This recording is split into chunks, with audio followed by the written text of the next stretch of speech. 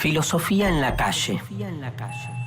La pregunta que circula en una conversación infinita.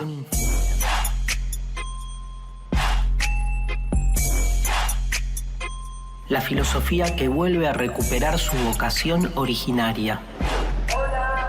La pregunta por el porqué, irrumpiendo en una plaza, en una calle, en un río, pero sobre todo con el otro.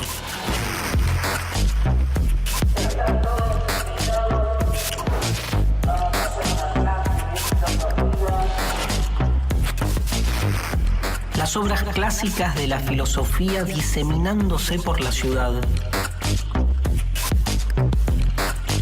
para que cualquiera se apropie de sus ideas y, si quiere, las incorpore para pensarse a sí mismo desde diferentes perspectivas.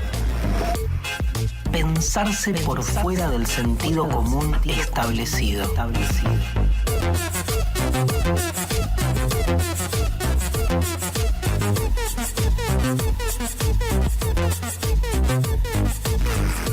Emanciparse.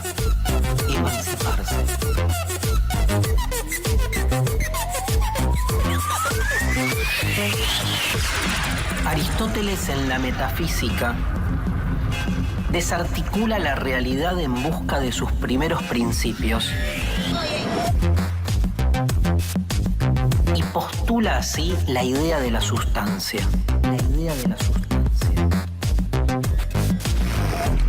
Pero, ¿qué es la sustancia? ¿De qué está hecha? ¿Hay algo más allá de ella?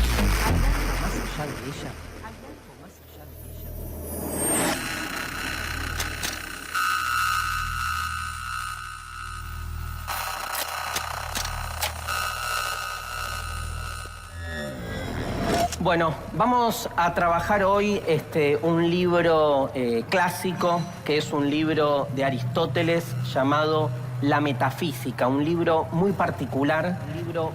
Se habla de la obra esotérica y exotérica de Aristóteles, o sea, los libros que escribió para publicar, diríamos hoy, o los libros que en realidad son fruto de sus apuntes para dar clases. La mayoría de las obras que llegan hasta nosotros son de este segundo tipo, lo que se llama la obra esotérica, como apuntes que Aristóteles preparó para darle clases a sus alumnos. Por eso los textos de Aristóteles son muy pedagógicos, muy didácticos, son muy así que podemos armar clasificaciones fáciles. Trabaja más así como un científico del lenguaje y de las ideas, ¿no?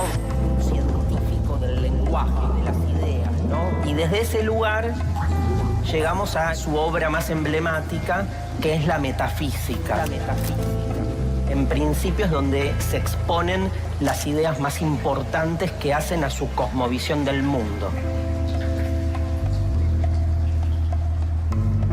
Es un libro que en realidad es como una mezcla, un rejunte de textos diversos, ¿sí?, que se habían escrito y que por eso no dan un libro con una unidad. No es un libro escrito todo de una. Son 14 capítulos que parecen en realidad haber sido escritos de manera separada. La tradición cuenta que Andrónico de Rodas, que era un discípulo de la escuela peripatética, o sea, la escuela que funda Aristóteles, parece que Andrónico de Rodas fue como organizando las obras de Aristóteles y en algún momento se encontró con este grupo de textos que no sabía, digamos, dónde ponerlos. Entonces fue como acomodando, ¿no? Imagínense, fue acomodando las obras de Aristóteles y el último de la fila de los que venía acomodando eran los libros de física.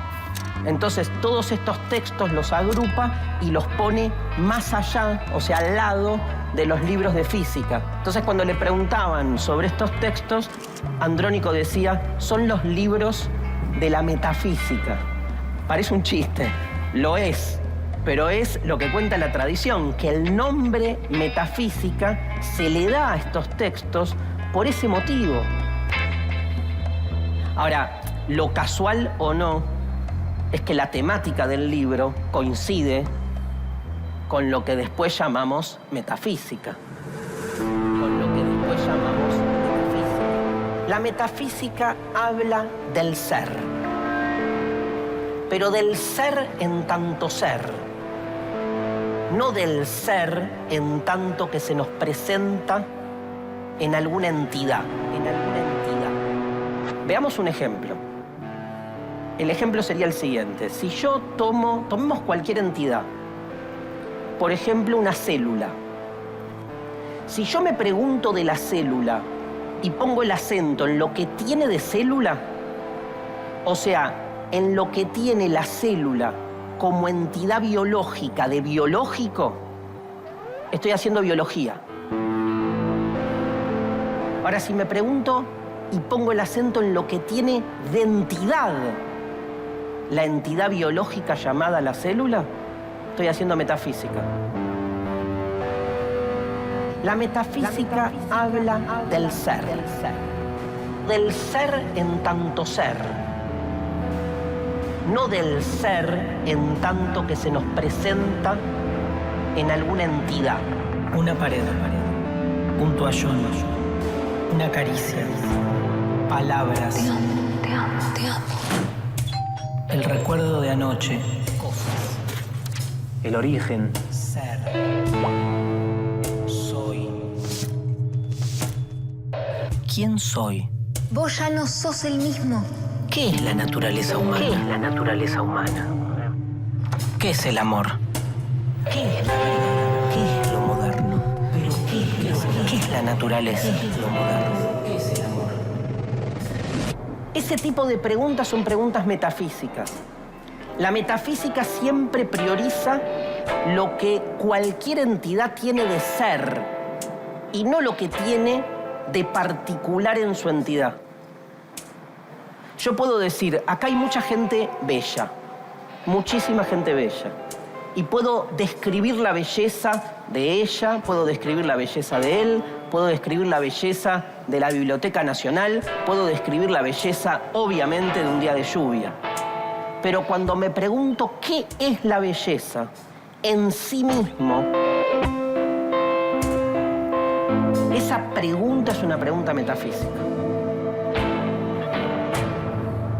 O sea, la metafísica es la que mejor expresa la naturaleza de la filosofía.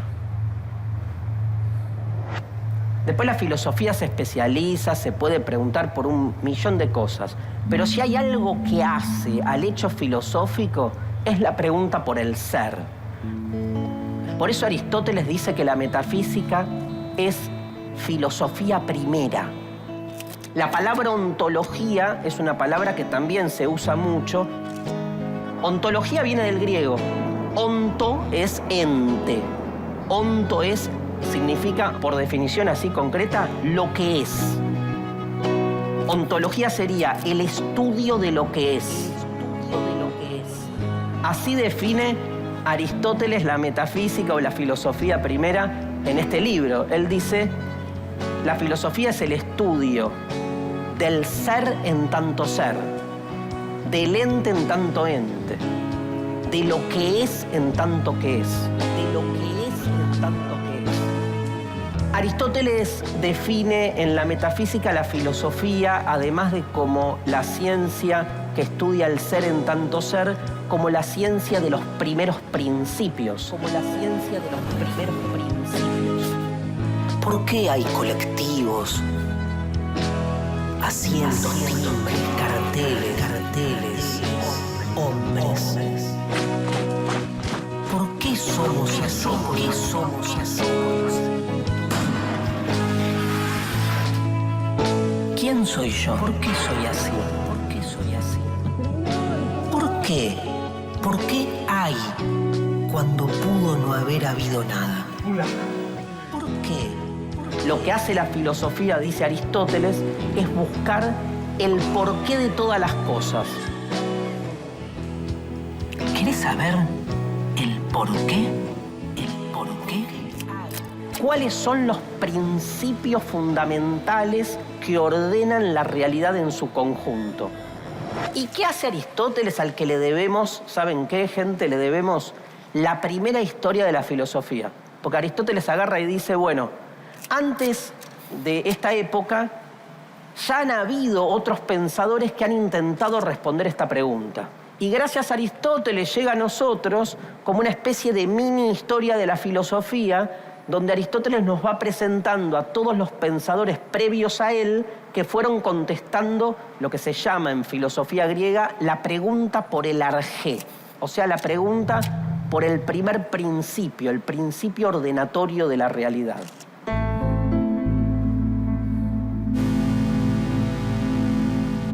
En esa historia llega hasta Platón, su maestro,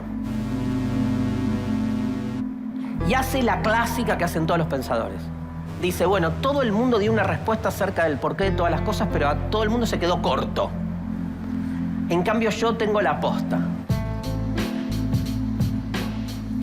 Yo voy a explicar de qué se trata esta pregunta y cómo se la responde. Y toma un poco, digamos, para eso, las respuestas de los distintos pensadores y arma su famosa teoría de las 4 causas. Teoría de las 4 causas. Toda entidad tiene una causa formal, una material, una productiva o eficiente y una causa final. Una causa final. La causa formal es la pregunta por el qué es una entidad. Por ejemplo, estamos acá. ¿Cuál es la causa formal de este lugar, la Biblioteca Nacional? ¿Sí? La respuesta en términos de causa formal, que es una institución. ¿Cuál es la causa formal de una mesa? Que es un mueble. ¿Cuál es la causa formal de Gastón? Que es un ser humano. O sea, la causa formal habla de la forma en tanto lo que hace al sentido, no la forma tipo de ser humano o de biblioteca, no la silueta, sino la forma, como quien dice, la esencia de algo. Pero al mismo tiempo uno puede preguntar por la causa material de algo. O sea, ¿cuál es la causa material de esta biblioteca? Es ¿de qué está hecha la biblioteca? Y está hecha de cemento, está hecha de libros, está hecha de madera, de toda la materialidad que hace a el objeto en cuestión. ¿Cuál es la causa material de Gastón? ¿Cuál es la causa material de Gastón? Carne, dijeron carne, así de una. Muy bien, carne, células. Perfecto, sangre, ¿sí? Toda la materialidad propia del cuerpo de Gastón. Luego está la causa eficiente o productiva. ¿Quién hizo la Biblioteca Nacional? Clorindo Testa la hizo, la Biblioteca Nacional la diseñó como arquitecto. Y ojo con lo que me van a contestar ahora, ¿eh? ¿Cuál es la causa productiva o eficiente de Gastón?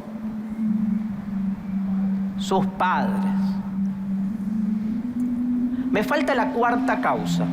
Quiero decirles algo, es la más importante para Aristóteles, porque es la que Aristóteles agrega y que le da un poco sentido a lo que es la filosofía aristotélica. Es la causa final. Es la causa final. La pregunta por la causa final es ¿para qué sirve? ¿Para qué está? ¿Para qué está? ¿Cómo se realiza algo en su historia? O sea, ¿cuál es la causa final de la biblioteca? Ofrecer un servicio libre, público y gratuito, más una biblioteca nacional para que todo el mundo tenga acceso al saber y además habría que ver los fundamentos de la institución en sí, digamos, ser un archivo general de la mayoría de los libros que se escriben en nuestro país. Por eso es la Biblioteca Nacional. Ahora, ¿cuál es la causa final de Gastón?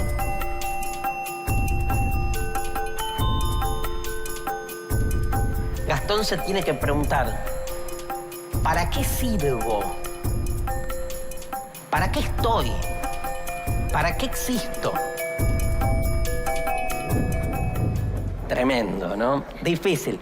Aristóteles dice que la causa final, esto ya lo va a trabajar en otro libro, que es el de Ética, del ser humano, es la felicidad. La felicidad. ¿Para qué sirvo? ¿Para qué sirve? ¿Para qué estoy? ¿Para qué está? ¿Para qué existo? La felicidad. La causa final del ser humano es alcanzar la felicidad. Si se entiende la causa final aplicada a un ser humano, entendemos que eso ya trasciende una cuestión orgánica o biológica. Tiene que ver con el sentido de la vida. Digo, ¿para qué estoy? Eso sería la causa final.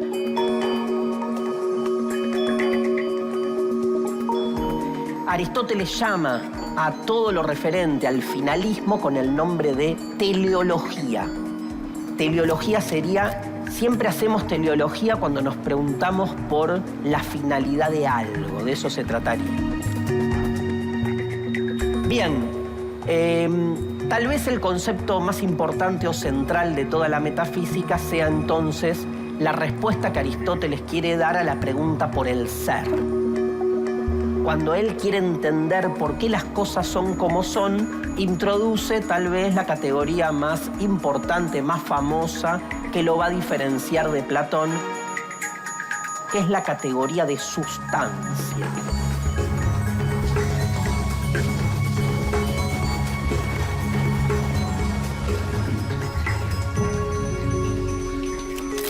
Sustancia, en latín viene del término substare, que significa sub, lo que está abajo, ¿sí? Lo que subyace a cualquier cosa.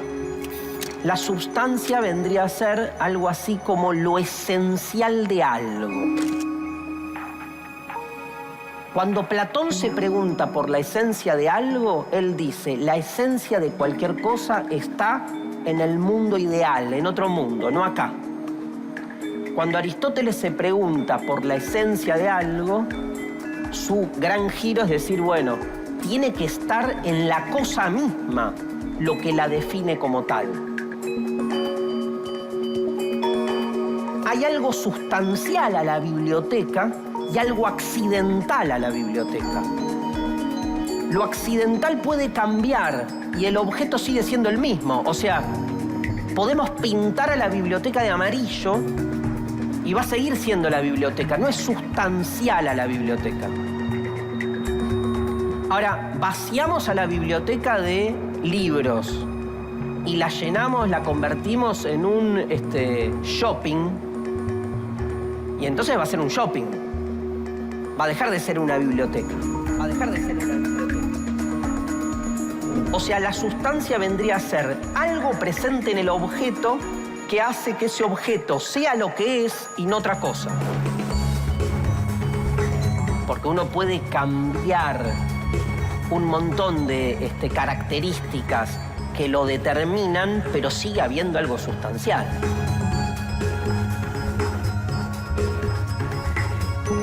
Esta diferencia entre lo sustancial y lo accidental es clave en Aristóteles.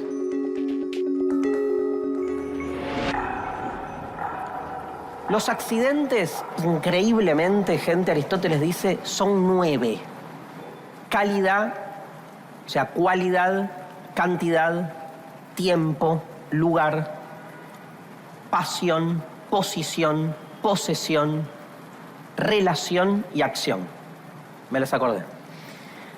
¿Qué significa esto? Significa que Gastón, por ejemplo, está hoy acá, tiempo.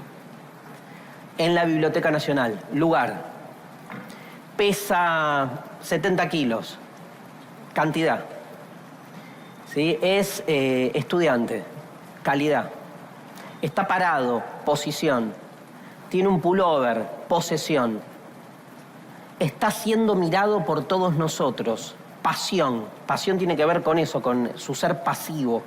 Está escuchando, acción. Y es el novio de, no importa, X, relación. O sea, fíjense que esas 9 categorías de accidentes las podemos usar para describir cualquier cosa, cualquier persona o cualquier situación. O sea, Aristóteles es como un maestro de las clasificaciones, ¿no? Y eso, ¿vieron? Da tranquilidad. Da tranquilidad. Dice Dice Aristóteles que el ser se dice de muchas maneras, una de las famosas frases de la metafísica. Se dice en términos de ser en sí como sustancia, pero también de ser en otro como accidente. Ser en sí como sustancia, ser en otro como accidente. Y tal vez una de las vueltas más interesantes que le da Aristóteles a la cuestión de la sustancia es que él no entiende que la sustancia sea el elemento último, sino que a su vez la sustancia es un compuesto, dice Aristóteles.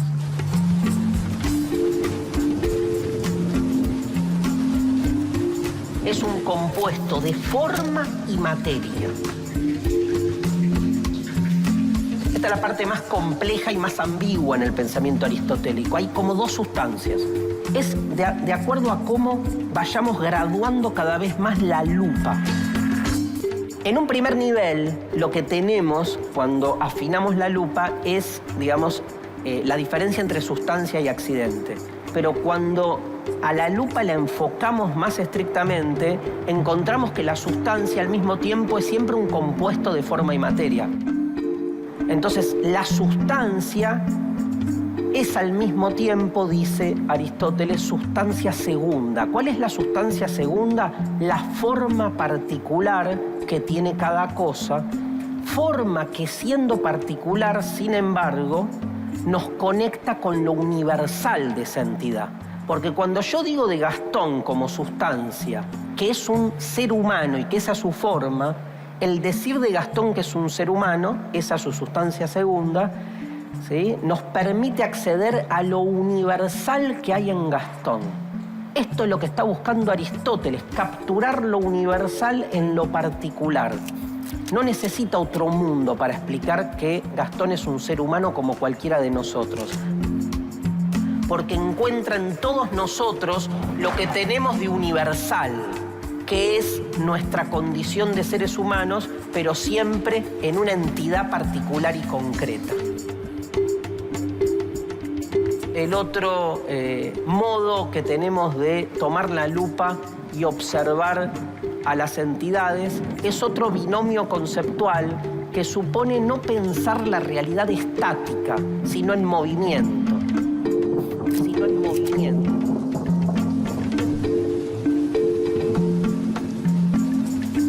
Y tiene que explicar Aristóteles por qué las cosas se mueven o cambian, por qué hay cambio, por qué hay movimiento. Y para eso utiliza otro binomio conceptual, otro par de conceptos, que es el de acto y potencia. ¿Qué es el acto y qué es la potencia? Potencia no es tipo potencia, poder. También, pero es poder en el sentido de lo que algo puede ser, de posibilidad. O sea, yo ahora en acto estoy parado acá. En potencia estoy parado al lado de Gastón. Ahora voy a actualizar esa potencia. Dejé de estar en acto allí y pasé a estar en acto acá. Me actualicé. ¿Por qué? Porque tuve la posibilidad, la potencia de haber venido para acá.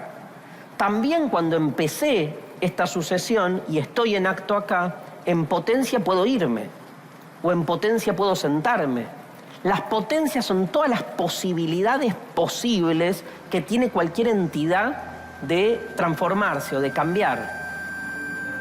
Y en la medida en que va actualizando cada potencia, se va modificando.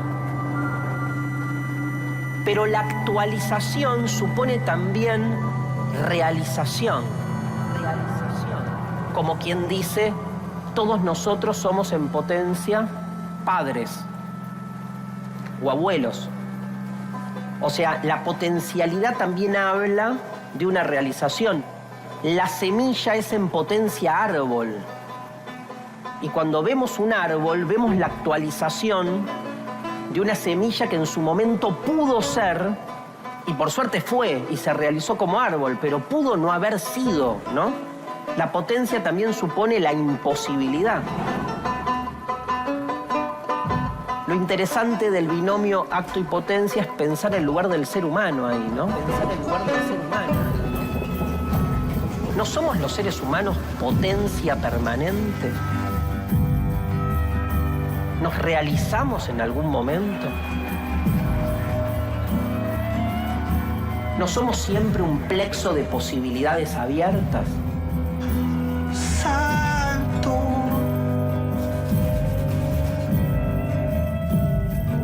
Quiero ser hombre. ¿Y no está justamente en ese estar abierto a lo posible lo que termina determinándonos en lo que somos? Qué feo sería al revés, pensar que en algún momento nos realizamos. Supónganse que nos realizamos, alcanzamos nuestra causa final, alcanzamos la felicidad. ¿Y mañana qué, no? Después que alcanzamos la felicidad, ¿qué nos queda? Parecería que esa idea de potencia abierta tiene que ver mucho más con lo humano, pero bueno, este es un planteo que que Aristóteles lo trae para hablar de la naturaleza en su conjunto. Muchas gracias, espero que se haya entendido.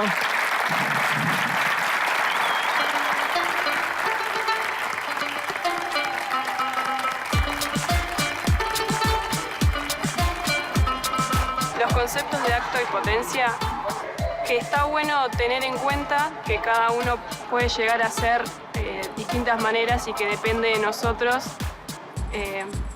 llevar a la acción esa potencia. Siempre en el momento en que estamos reflexionando, estamos pensando en una posibilidad, en lo que puede ser, en un devenir, basándonos sobre las bases de una potencia anterior y un acto anterior. Todos los hombres por naturaleza desean conocer qué es lo que desean conocer. Yo creo que buscan conocerse a sí mismos. No sé si estoy de acuerdo totalmente con que todos necesitamos conocer. Yo creo que desean conocer y llegar a la verdad. Creo que ese es el fin último. ¿Qué es mi sustancia? ¿Qué es mi accidente? Accidente es esto que soy. Y mi sustancia es todo lo que no soy, pero también soy. ¿Pero qué soy, no? ¿Pero qué soy, no?